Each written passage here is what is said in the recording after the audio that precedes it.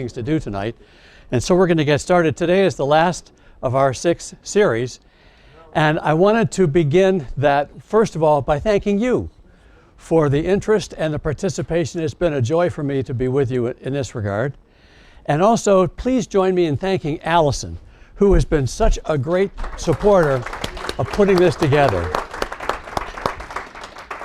And of course, Sandra Myers, who leads this incredible organization. We thank you, Sandra, and thank you for inviting me.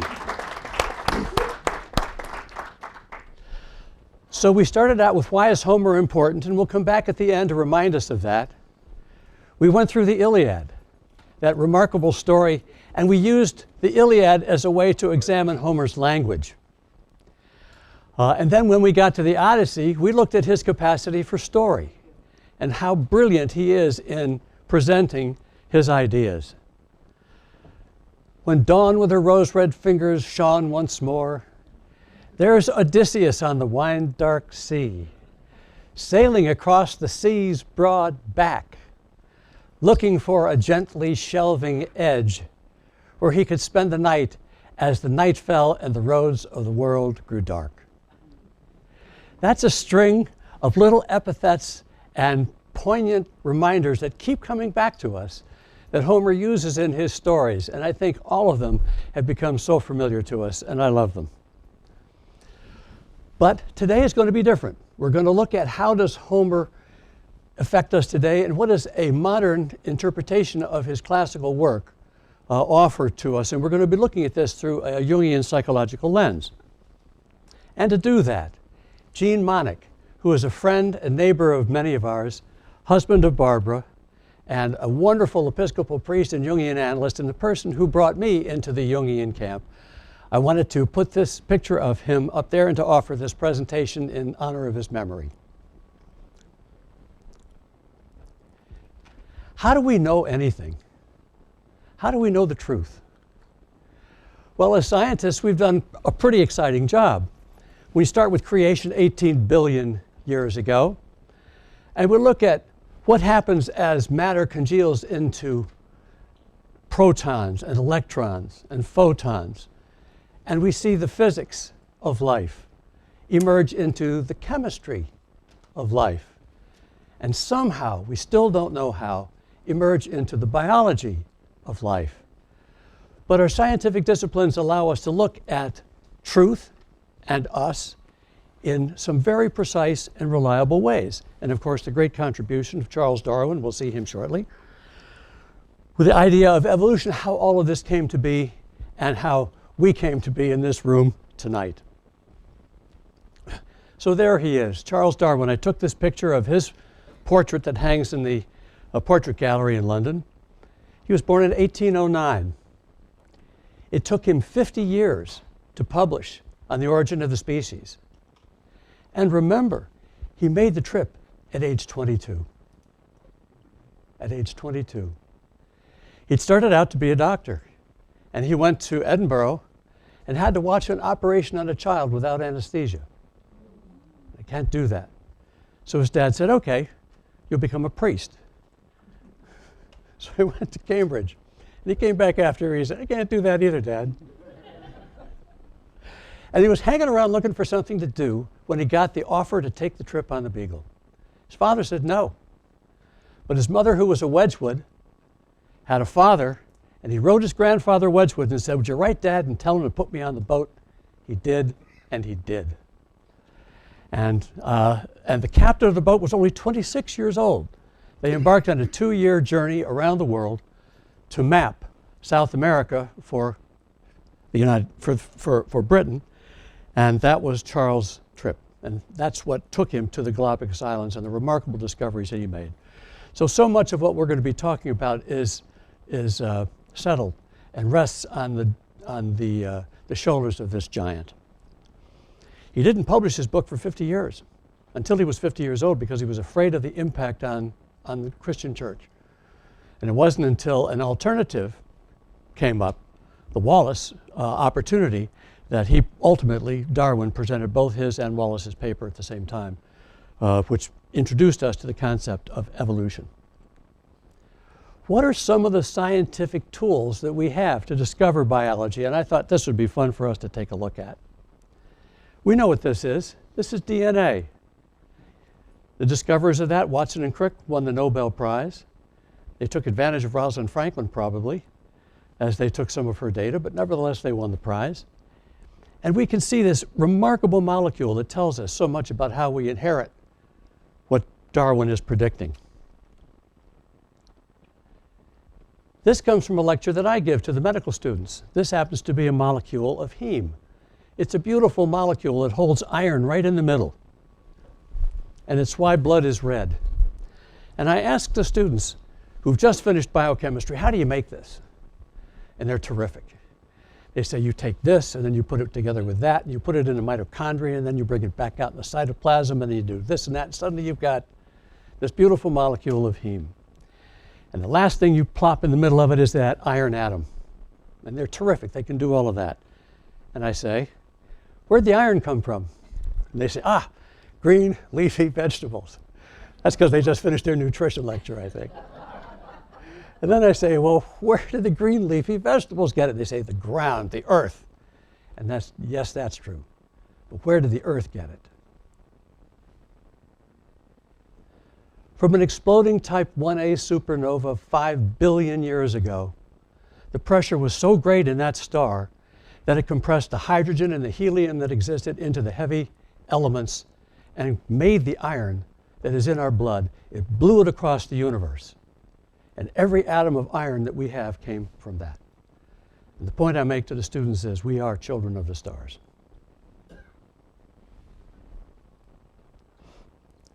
Here's another interesting way to look at the truth. How do we have men and how do we have women? Well, male is XY and female is XX. In order to make a baby, you have to take one X or Y from the male and one X from the female. And that's a process called meiosis. Fortunately, we have a professor of biology here who can correct me if I'm wrong with any of this. But look at what happens here. When the child is going to be a boy, it loses the X. It's lost the female. When the child is going to be a girl, an XX, it's lost the Y, it's lost the male. Whether this is something significant or simply metaphoric for the psychological importance of the bringing together of masculine and feminine that we have emphasized so much in our talks, I don't know. But there's a wonderful passage in the symposium, and I discussed this, well, it must have been last night with Hal, where Plato, using Socrates and the voice of Aristophanes, said, you know, in the beginning, we were male and female together, two heads, 4 arms, 4 legs, but the gods found us too powerful and separated us. And we've been trying to find each other ever since. So this concept of masculine and feminine is so important, but here's a way that we have of looking at it from a biological point of view. And the embryos. Ontogeny recapitulates phylogeny. We go through the whole evolution from the beginning of a single cell to what we are. You couldn't, or I probably couldn't tell the difference between a fish and a human. That's what we both looked like at one point. But this teaches us so much about what we were.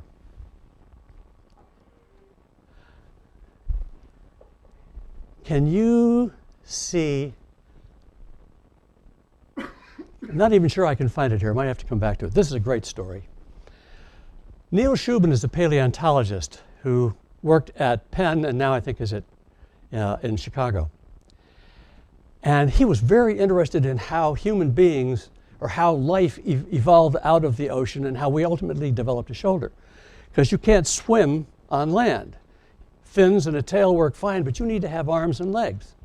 And where did it come from? And he estimated by the way his understanding of evolution was that about 375 million years ago, he would find, if he looked hard enough, an animal that would show him how the evolution of the shoulder came about. And those rocks that are exposed on the surface exist only in northern Canada. So that's where he went to look for his creature. At the end of his grant at the end of his paycheck, on the last week of his exploration, how often does this happen? This is what he found. A snout. And that this was a snout of a flat-headed fish. Based on other fossils from slightly younger rocks, this feature alone suggested we might have a transitional fish. Okay, we get home. We knew we had a flat-headed fish, but how much of it did we have? Then about a month and a half goes by, and they start to find the orbits, the eye hole. And then we see the shoulder, and then we see the fins, and then we see more and more and more and more until we see pretty much the entire top side of the body. So you can not only say, okay, what did this animal look like, but we can begin to ask, how did it work? How did it move about in these 375 billion-year-old streams? The local Inuit people came up with the name Tiktaalik for our fossil. It means large freshwater fish. But although this creature had the scales and fin of a fish, it also had the flat head and rotating neck of a land animal.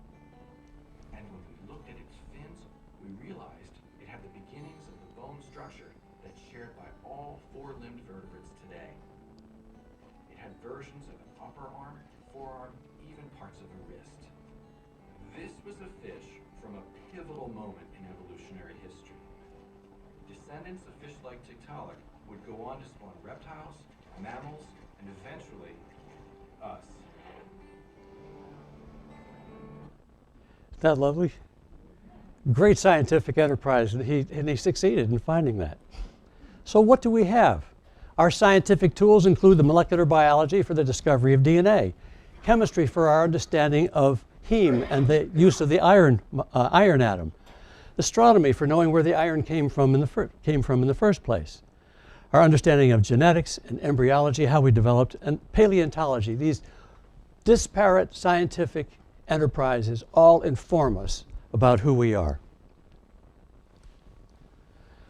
And as we move from the biology to the psychology, observing instinctive behavior is an important transition.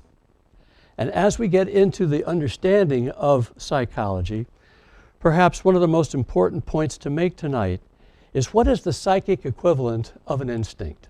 Instinct is a archaic, biologically based, observable act. But what's going on in the mind of the animal as that happens? And I thought what I would do is show you three different examples from the Galapagos Islands: an iguana, a bird, and a mammal. And we're going to see the instinctive behavior. You'll get it immediately.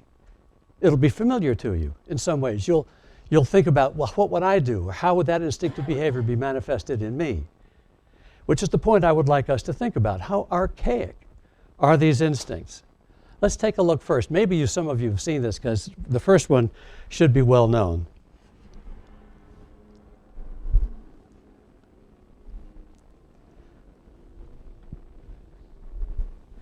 This is a baby iguana. He just hatched. He's seen nothing. A snake's eyes aren't very good, but they can detect movement. So if the hatchling keeps its nerve, it may just avoid detection.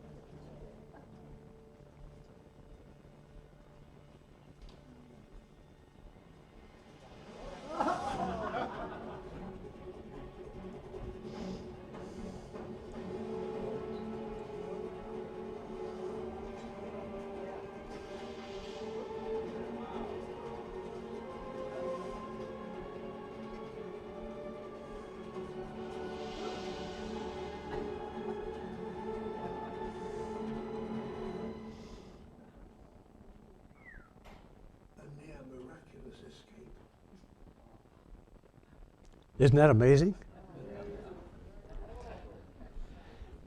That's the instinct that that animal was born with. Freeze or flee. Somehow, over a period of time, that behavior was locked into that baby animal, and it knew exactly what to do the moment it was hatched. What's the psychic equivalent of that in that animal? Well, we don't know. And that's part of the point I'd like to make. The next two are stories that I have to take a look at this. This is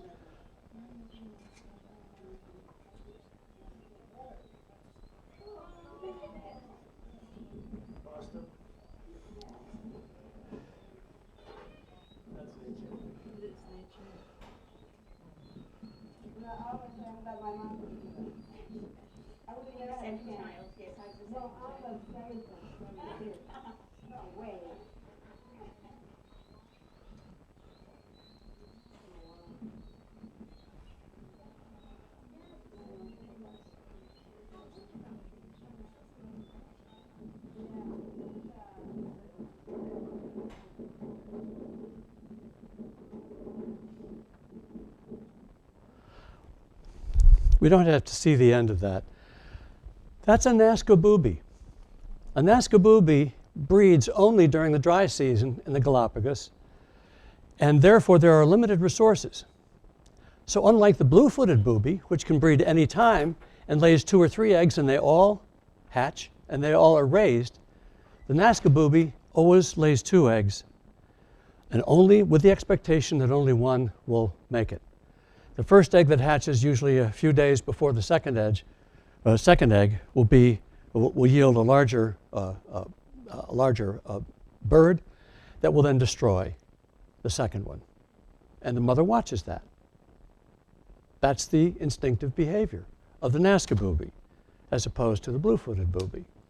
These are instinctive behaviors. And the last is a picture that I have of my grandson.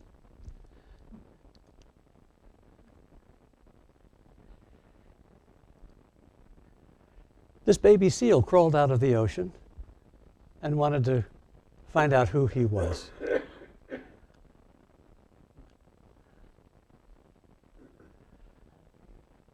That's the point.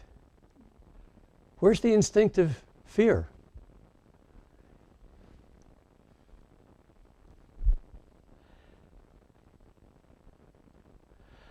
So I think this instinct I would call curiosity.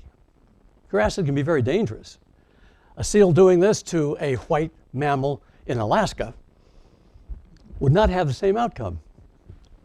But the point is that we do have these biologically based instinctive behaviors that have a psychological equivalent or psychological parallel. We just don't know very much about that.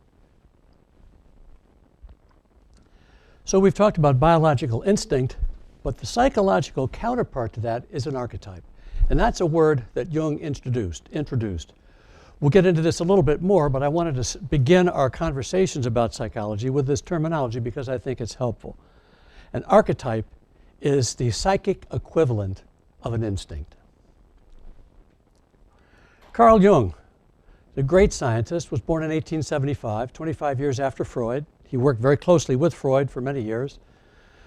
But then there was a split after about a 7 or 8 year collaboration because Jung saw things quite differently from Freud. Freud thought that the libido was sexually oriented, that energy for us was all sexual, and Jung disagreed. And there were other areas of disagreement. But Jung, for me anyway, provides a model for looking at the normal human psyche, which I have found very helpful. And some of his great contributions have been in personality type, which many of us have used, and also with the understanding of what he calls the collective unconscious. The collective unconscious is a part of our psyche, all of us, that we have inherited that's very old and very archaic and all the same. Now, we may not know what that is. Some of it we may never be able to access. But it is important, in Jung's point of view, as it comes up from time to time and influences us in ways that can be very confusing. I wanted you to meet Dr. Jung and hear a little bit, not that what he says here is going to be completely relevant to our topic, But as you know, Jung and of course Einstein came up together, and Jung here will talk about time and space and how he believes, Jung believes, that the human psyche is at least in part outside the realm of time and space. It's a fascinating concept. So listen to what he has to say. Because, you know, there are these peculiar faculties of the psyche, that it isn't entirely confined to space and time. You can have dreams or visions of the future. You can see round corners and such things. Only ignorance deny these facts. It's quite evident that they do exist and have existed always. Now these facts show that the psyche, in part at least, is not dependent upon these confinements. And then what? When the psyche is not under that obligation to live in time and space alone, and obviously it doesn't, then to that extent the psyche is not subject to those laws. And that means a practical continuation of life, of a sort of psychical existence beyond time and space. So this is Jung speaking at the end of his life, being interviewed with some of his ideas, and I thought you might like to meet him and see who's had such a profound impact on the modern field of psychology. So let's get back to the idea of instinct and archetype. These are some definitions, and we'll look at a model in a minute. An instinct is an archaic, biologically based behavior objectively observed. We saw some of that. An archetype is the psychic equivalent of an instinct and subjectively implied. It's a subjective mental state. So far as we know, a subjective mental state. I'll use that phrase again because at the very end of this presentation we'll come back to that, and I will pose a new conundrum for us, but these are subjective mental states. And understanding the psychological process of consciousness and unconsciousness is very difficult. We don't have the same scientific tools that we have for understanding our biology. These are personal and anecdotal experiences. They're theoretical. This whole process, this whole business that we're going to be discussing is a theory. We understand through symbol and metaphor. It's the way in which we can understand some of these psychological principles. And symbol and metaphor is the way the artist speaks to us. So art, as symbolic and metaphoric, becomes a window into our soul. And that's what we said at the very first presentation when we looked at the history of the artistic representation of what we called the human soul. How do we assess the unconscious? We won't get into this a lot, but I'm sure you're curious, through dreams and images of the unconscious. And dreams are images of the unconscious that may not be filtered by the ego. And if that's true, it may tell you something very important that you might not otherwise like to know or be able to know. Fantasy, visions, and active imagination are other techniques to getting into our unconscious and our collective unconscious, the very deep part of it. But these have all been developed fairly recently as tools with which to study our psyche. These two quotes, I think, are very helpful. The first is Nietzsche, the philosopher, who says, "In sleep and in dreams, we pass through the whole thought of earlier humanity." And Jung, our psychologist, says almost the same thing. The supposition is that there may also in psychology be a correspondence between ontogenesis, development from an earliest stage to maturity, and phylogenesis, development within a group or a feature. In other words, we carry and we can see through dreams some of that very ancient, very archaic images and concepts. In Jung's model of the psyche, we're going to emphasize the anima and individuation, two concepts that he presented to us. And we're going to do that because of their importance in understanding Homer's epics. We can't do the whole thing on Jung, but we're going to look at these two things. We've talked about the feminine so often going through the Iliad and the Odyssey, but let's take a look at it from the psychological aspect of anima, the term anima. The anima is the personification of all feminine psychological tendencies in a man's psyche. Jung felt this was very important. an anthropomorphic, it looks like a woman, not a theriomorphic, not a god. Archetype, it's an autonomous, it exists there, independent of us. And it's in the unconscious mind and appears in the dreams. And his point, Jung's point, will be for a man, this becomes very important in midlife, looking for the balance that has not been heretofore present in the psyche. And there are different manifestations of this historically, and Jung uses Eve, Helen, Mary, and Sophia as different kinds or different levels of feminine image that might occur in a man's mind. And he spent a lot of time with that, which we can't, but I thought I would put this up here for you so you'd have some sense of the spectrum of the feminine as we go forward. And then Jung says, for a man, the incorporation of the feminine into his psyche may lead to psychological wholeness or individuation.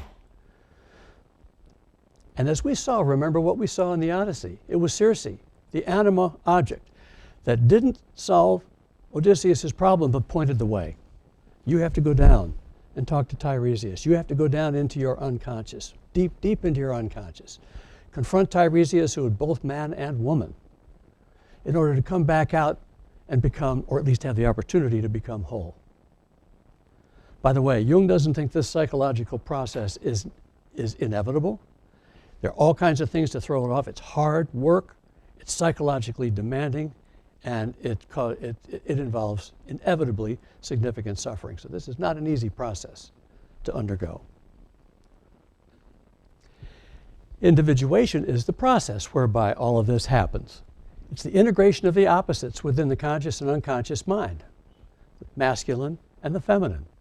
Beginning in midlife, can't happen earlier, and the argument is it can't happen earlier because the brain and the personal circumstances do not make that possible. And if it does happen, it allows us to become what we always were in potentia, in our genetic, biological propensity. Jacobi has this nice way of putting it, the importance of going through this transformation in midlife. We've talked about midlife and midlife. This is the process of midlife crisis, if you will, that we talk about so casually. The noon of life represents the last summons. It's now or never that the psyche must be rounded out. Otherwise, it will be left unfinished and incomplete to face life's evening. So here's a model that we'll look at of Jung's concept of the psyche, and the outer world and the inner world. Consciousness, we'll have definitions of this, and then unconsciousness divided between personal and collective, and the concepts of the persona, the ego, and the self, and the shadow and the anima. So this model helps us to keep in mind how different parts of our psyche relate to each other. Consciousness, we're over here now, is all of which we are aware. Simple definition. Personal unconscious is that which at one time was conscious but now forgotten or repressed. I'm sure you've had the experience where something that you completely forgotten was brought back to mind by a startling smell or sound or a person.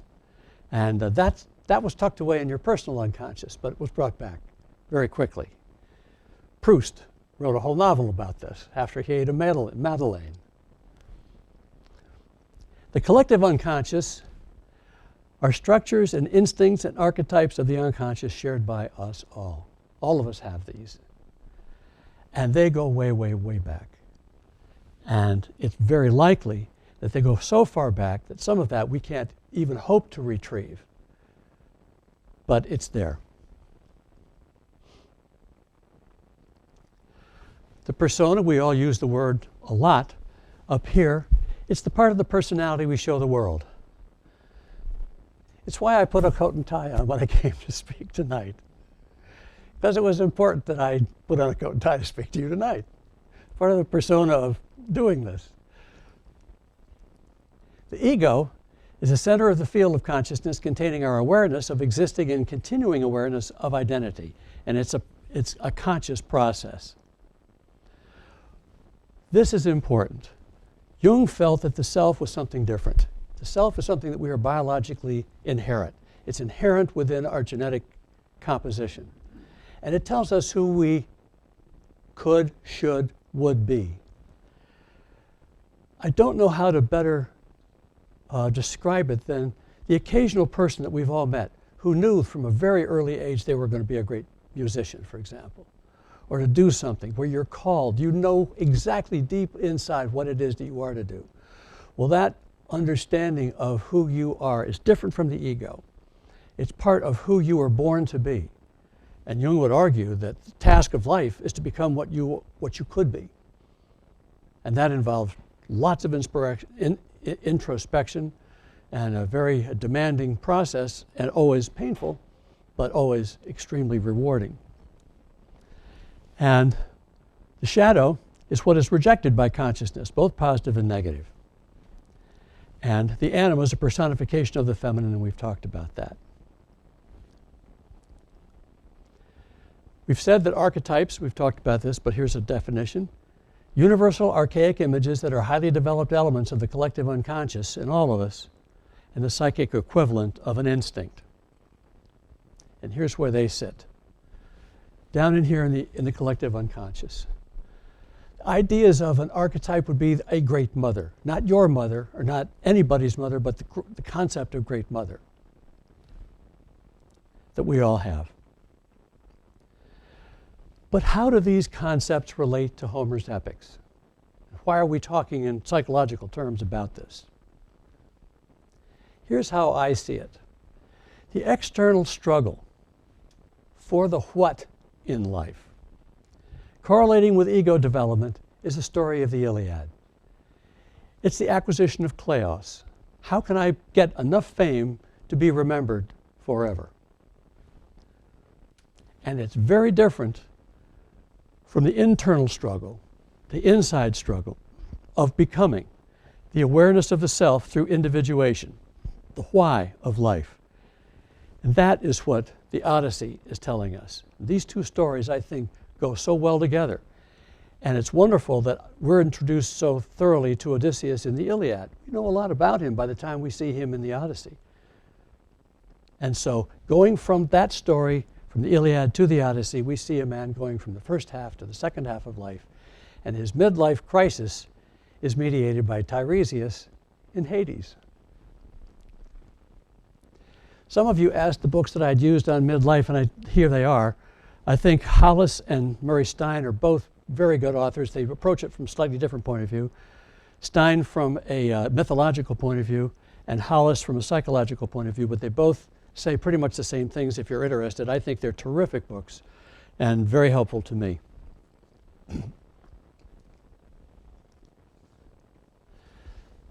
As we go through, let me recapitulate some of this for you the way Stein and Hollis would. The first half of life, which is the broad journey, what am I doing? Looking out this way, involves a social agenda of what am I going to become? It's a fantasy of acquisition. And it's charged with the complexes of all the influences of the family and the culture in which we live. Youth needs these projections, and if they're successful, but they may seduce somebody into the unconscious identification of trivial values. You've got to go beyond those. And the task, therefore, is to recover a personal authority and separate from parents and experience the collapse of that old world, the erosion of our projections, and overcome the seductive delusion that the solution is out there. The solution is not out there, the solution is in here. And that's what's so difficult.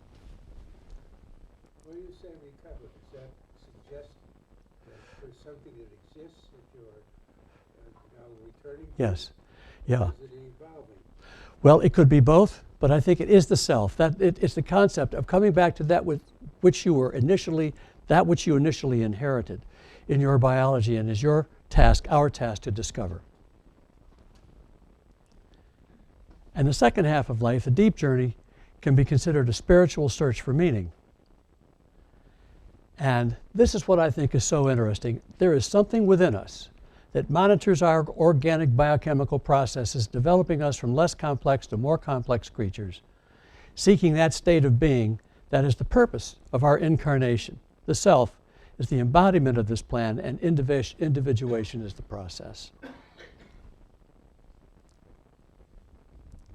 The increased consciousness that comes with this change in humility, brought about the self with a participation and overthrow of the ego. Ego has to be subordinated to the concept that there's a bigger part of you than ego.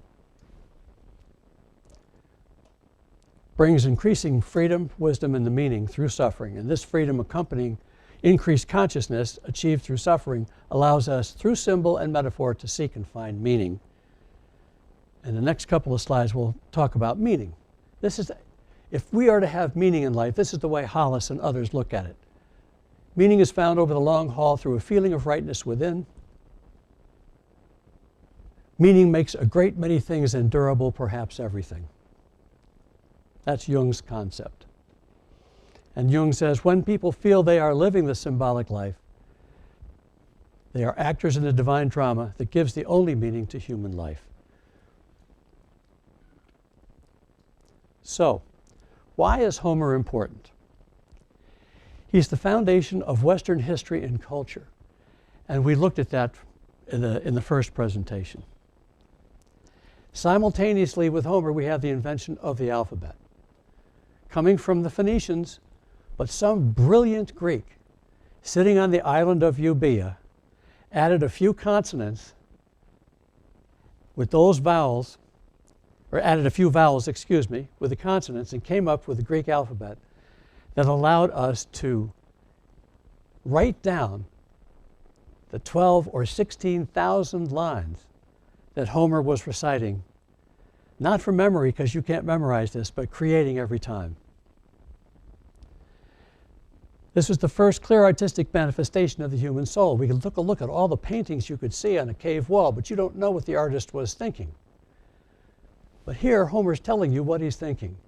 And through his story, he's telling a remarkable tale of a man who goes through an early part and a second part of his life, goes through what I would say is an individuation process, as painful as it was, to become out at the other end the whole person.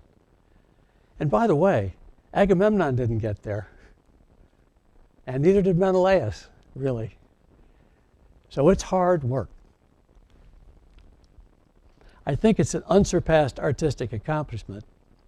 And I think it's still relevant today because we've seen you cannot pick up the New York Times without finding a reference to Homer in there. We've talked about the discovery of the new archaeological site near Mycenae, where Agamemnon came home after the Trojan War with some of his prisoners and let them set up a new town. Well, that was just discovered a couple of weeks ago. And we've read Emily Wilson's translation. She is the first woman to translate the Odyssey ever. And she adds an important, I think, contribution to that. And of course, our understanding of psychology. But here's the last comment I would like to make before we're going to bring this to closure a little early for some questions. But this is the last reason why I think Homer's so important. By considering the theoretical psychological concepts of Jung, especially the archetype of the anima and the process of individuation, for Odysseus, we can interpret the Iliad as a period of ego development during his first half of life, the mundane, necessary process of growth through acquisition. The Odyssey, however, tells of Odysseus' transition in midlife to more transcendent values of meaning, his individuation, by the initiative and guidance of the feminine in his psyche.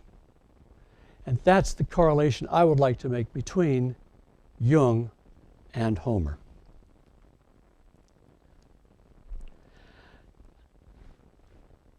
But I can't leave you without a conundrum. So we've said a psychologic theory is about subjective mental states. But can we measure them? How do we do that? Now, I want to try to show part of this for you. First of all, I have to tell you how I found this guy. You're going to see in this video a man named Professor Semir Zeki. He's the professor of neuroaesthetics at the University of College London.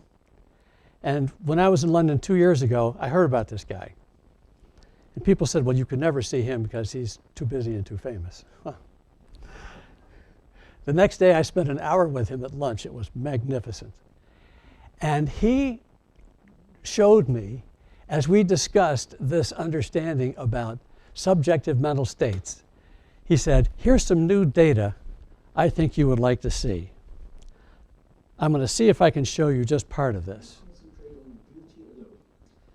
Now, meaning that it doesn't have considerable musical merits, but these are not musicians, but the brain and the auditory stimuli. Hold on. I'll give you a background so you don't miss this. What he decided to do was to take human subjects who were naive about art and music. They were not artists and they were not musicians.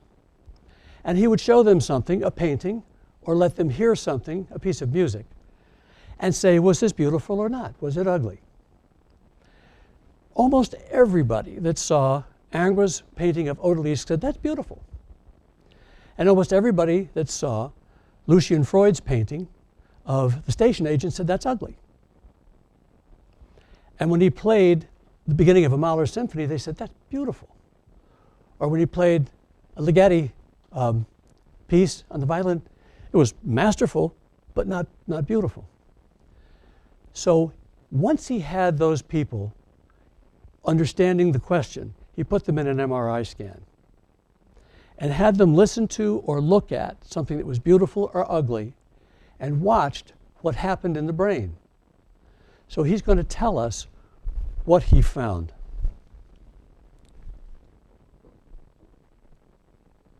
I'm going to try to do this if I can. Sorry, I have to go back.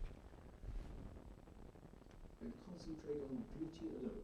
Does not again emphasize what the brain and the auditory. That's the Ligeti nobody liked.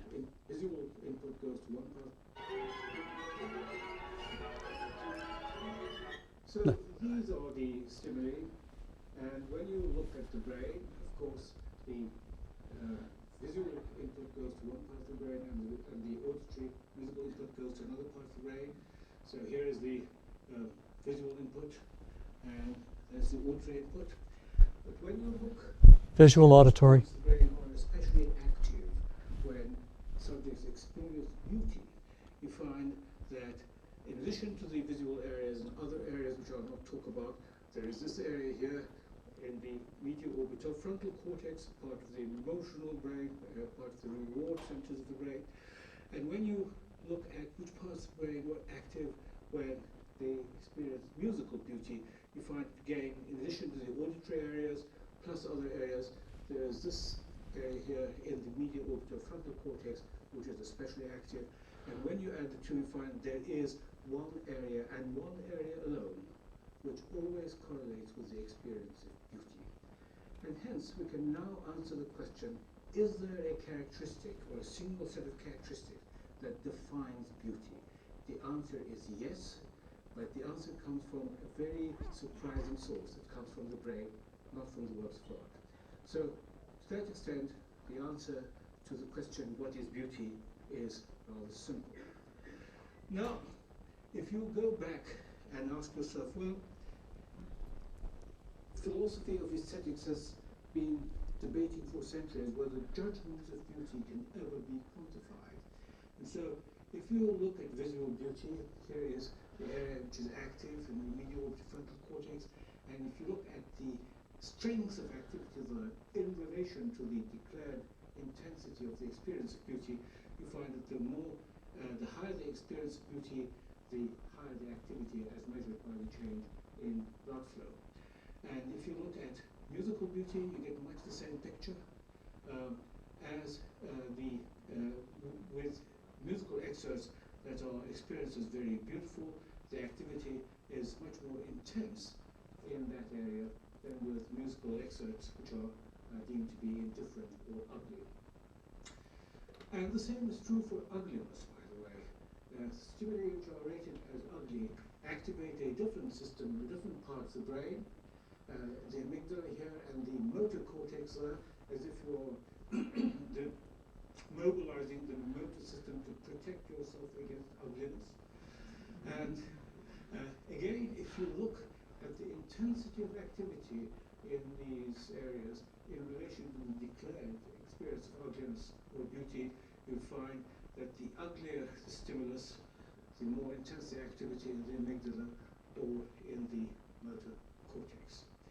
So that, and I think it's a very important point to get across, that for the first time in human history, subjective mental states which belong in our private world, can actually not only be localized, but can be quantified.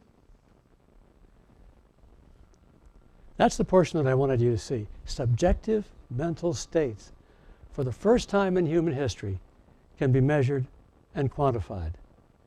We've been talking about subjective mental states from a psychological standpoint all evening. So the conundrum that this leaves us with is I have in my imagination, in that great banquet hall in the sky, that Homer comes in and says, "Boy, do I have a story to tell you. It is just great, and it's about this guy named Odysseus." And Jung comes in and says, "Oh, I'd love to hear you tell that." And Homer says to Jung, "But explain to us how individuation with the process of the anima can bring you to psychological wholeness." And as they sit down, Dr. Semerzecki, who's not there yet, has picked up his beer from the great bartender in the sky and joins them and says, "Well, I know a little bit about this from beauty. Let me tell you what I know."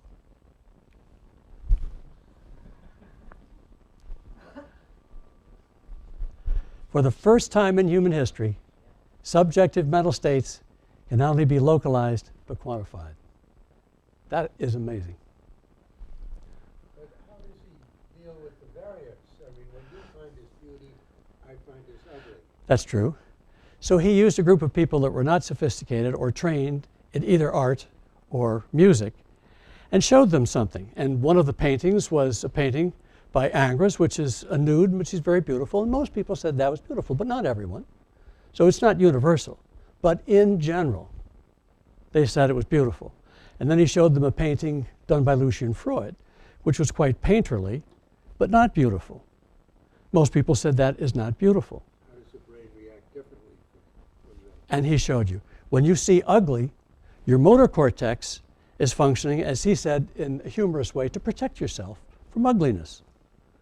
Whereas the medial orbital frontal cortex is lighting up when you perceive it as beauty. It's your brain that says that's beautiful, not the painting. But most people thought that's what it was. So how has this concept, how has this ability to appreciate beauty evolved in us? And why is it common in such a way? Well, I don't know that. But I think that's the question that I would like to leave us with tonight, which I find so fascinating. Are there subjective mental states that we can now approach from a truly scientific point of view? And the answer is maybe. So let me leave you with the last slide. Launch out on this tale, Muse, daughter of Zeus. Start from where you will. Sing for our time too. Homer sings for our time too. Thank you.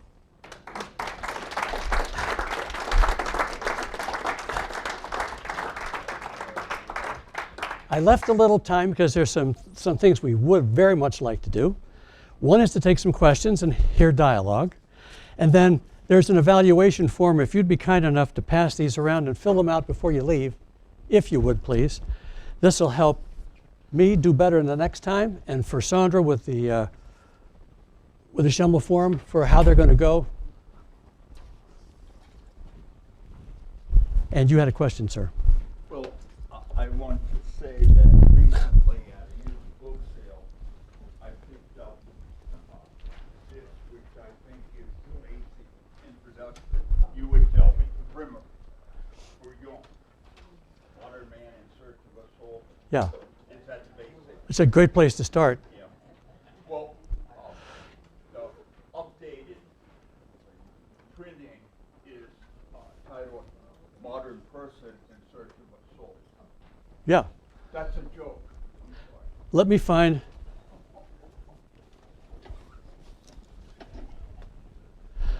The Psychology of C.G. Jung by Jacobi, I'll leave it up here, I think is one of the best ways to get into his psychology. First of all, his psychology is never consistent. He starts at one place and moves over his career to very different places. So when he says one thing early on, he may not say it later on. Remember, we're talking theory. But in the introduction, it touches on a lot of the classification. Yes. But I think this is as good a book as I've found to help with this. Jerry, please. Harmar, I just have two things. Please. Three things. First of all, thanks a lot. Welcome. Thank you. Thank you. Number two, you ever see Space Odyssey? Yeah. You know the Yeah. metal, Yeah. the stone. You know what that signifies? I won't ask. I'd like to know what you think. It signifies nothing according to the author. You just threw it in for fun. And everybody's been arguing about what it means since. Sure. But I have a little problem with that imaging technique. Okay. This is Nobel Prize work. Yeah. I've never seen an image so dense in one area and I can't see anything anywhere else. That's because that is a caricature of the image. You're not looking at the MRI scan. Okay. That's a great question, Jerry, and I should have brought that up. What he's seeing there is that when you see something that is beautiful, your blood flow in your brain moves differently, and it flows more assiduously to the medial orbital frontal cortex. And you can see that on an MRI scan. Now, what he did with all of those images is he then collects them together and puts them into this cartoon to help you see how that goes. But the thing that's so amazing to me is that this is visual and auditory. Visual and auditory parts of the brain all go up here when it's beautiful. And the other thing he did was he would put the faces of people that you love in front of you. And the same thing happens. The medial orbital frontal cortex lights up with love. I think from other sources I hear that the brain lights up when you do something good. That's the next step. Wouldn't that be lovely to see? And there is you would assume that there is a reinforcement by that process to continue that process. I mean, I've heard it Sure. suggested by a psychologist. Yeah. I'm going to put up my email address in case anybody wants to send me a comment or a question. I'll put that up there. You're welcome to conversation. Hal. In the spirit of suffering, I want to suggest that you did not answer Maury's question, Please. because it ends up returning to the chicken and the egg issue. You can, it's like muscle. If I lifted weights, I could develop big biceps. Yes. I don't have big biceps so that I can lift weights. Right. So if you point to a hot area of the brain, when you're talking about a reaction to something, which comes first?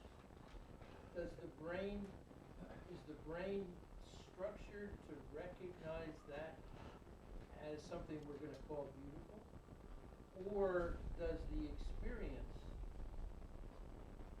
take advantage of certain structures in the brain to focus the energy and the response? Yeah. I don't know the answer to that, and it could be both and. But what I find so interesting about the work here is that it suggests that all of us have a common place in our brain that registered a subjective mental state, namely beauty or ugliness.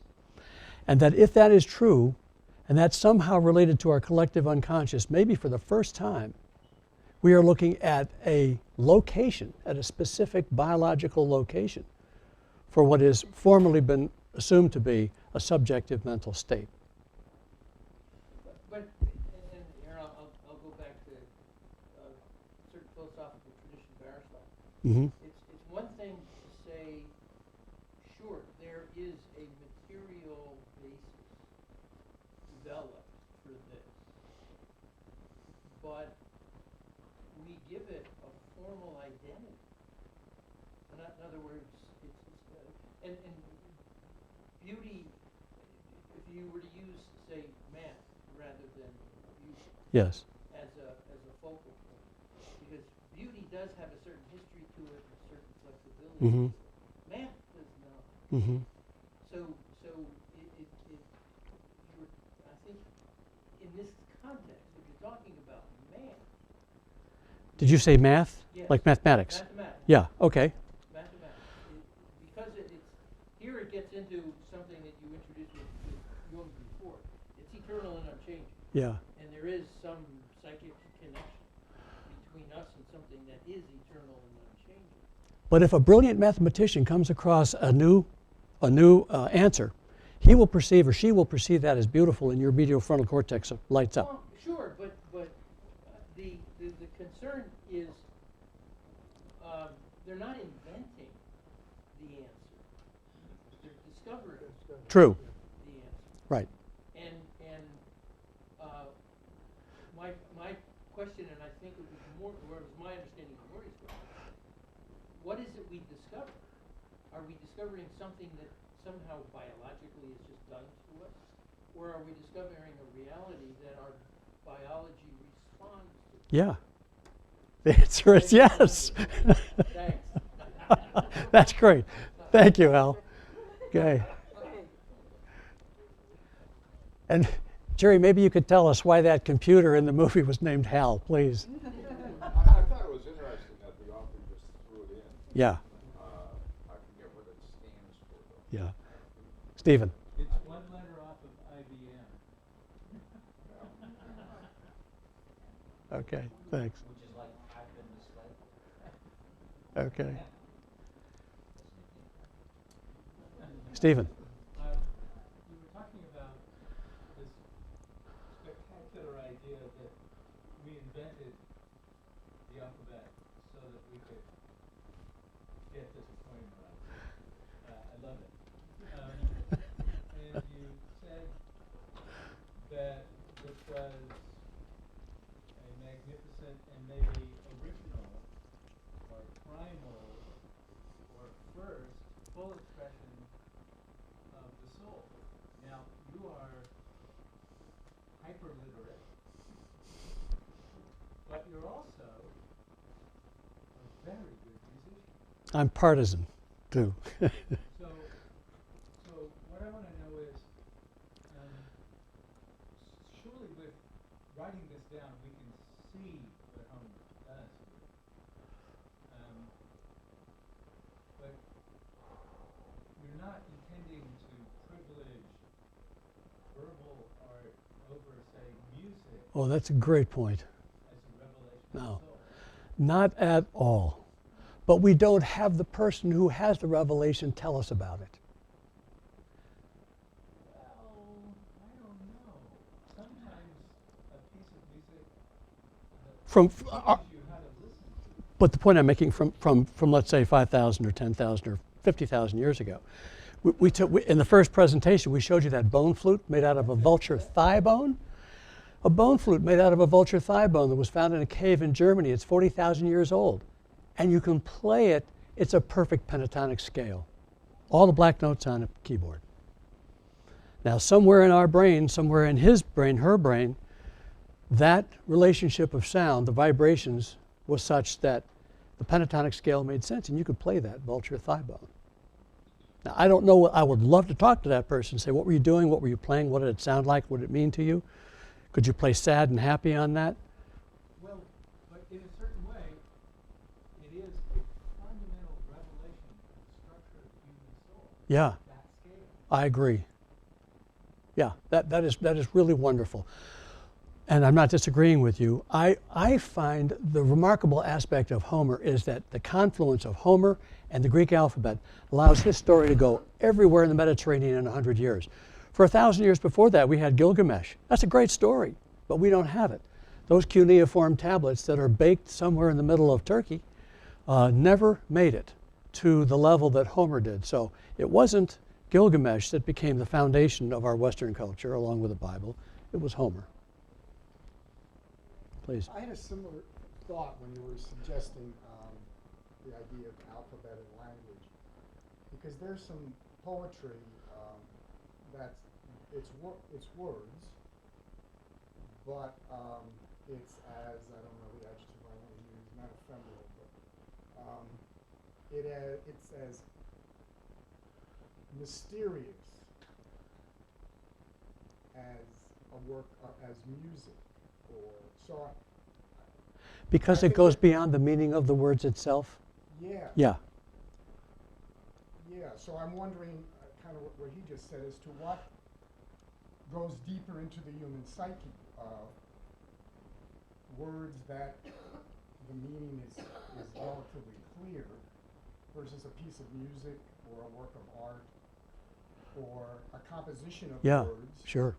that goes beyond linguistics Yes. or language. Yes. I don't know how much language captures who we are, so, as well as other forms of expression. Yeah, I completely agree with you. We're all different in that respect. And some people, I think, I believe, have a musical soul. Music does something for them that literature, for example, might not.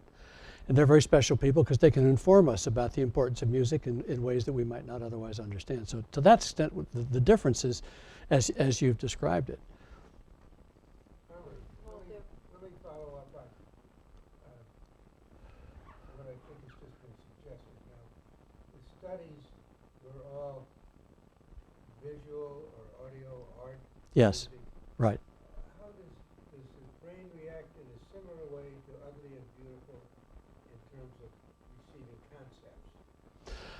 The answer is we think so. And the reason for that is that when Dr. Zecchi's work was extended, and there was an editorial in the New York Times only recently, by the concept of a beautiful mathematics equation, that the people who were mathematically competent, who would see that equation, saw it as beautiful, and the medial orbital frontal cortex lights up. So if we pose to this room now, Donald Trump, would the brain of many of us be reacting in one way and others in another way? All the same way. I think that So that's a bad How about the Archetypes? He's the unifying. I think that a way to look at our president is the concept that we presented earlier on, the regressive restoration of the persona.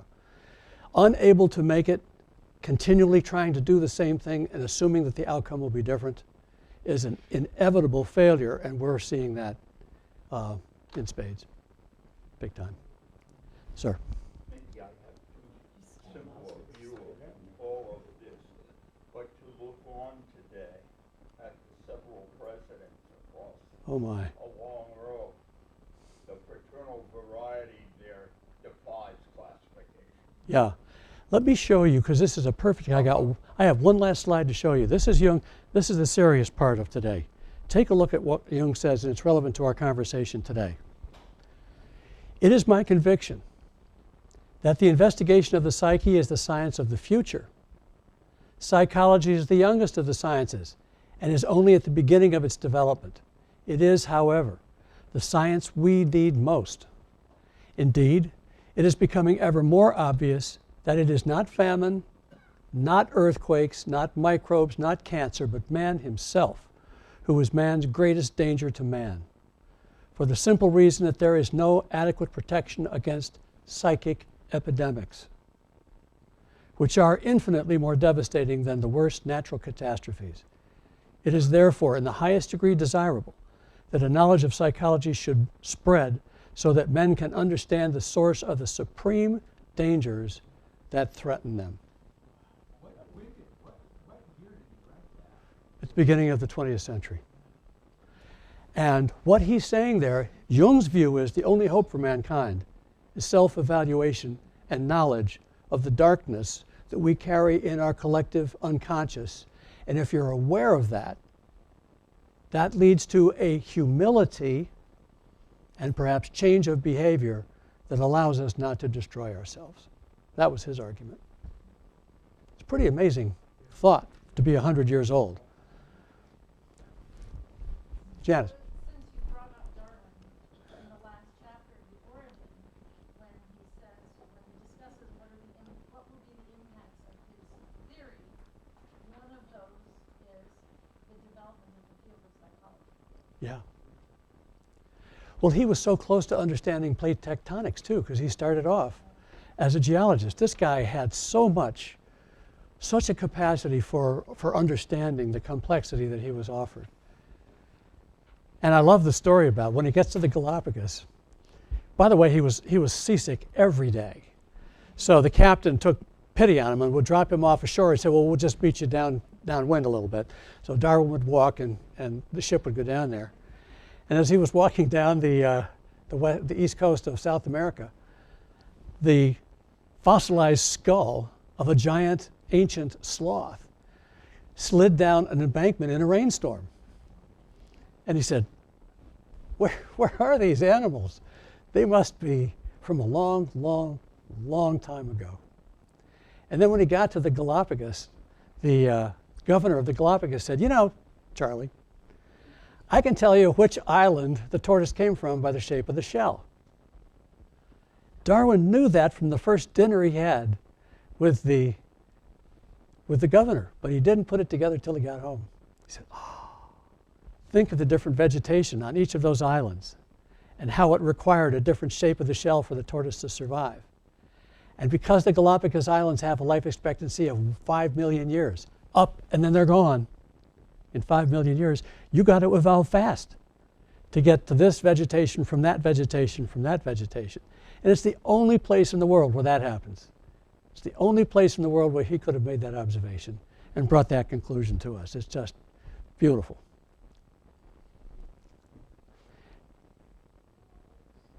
Okay, thank you all. It's been wonderful.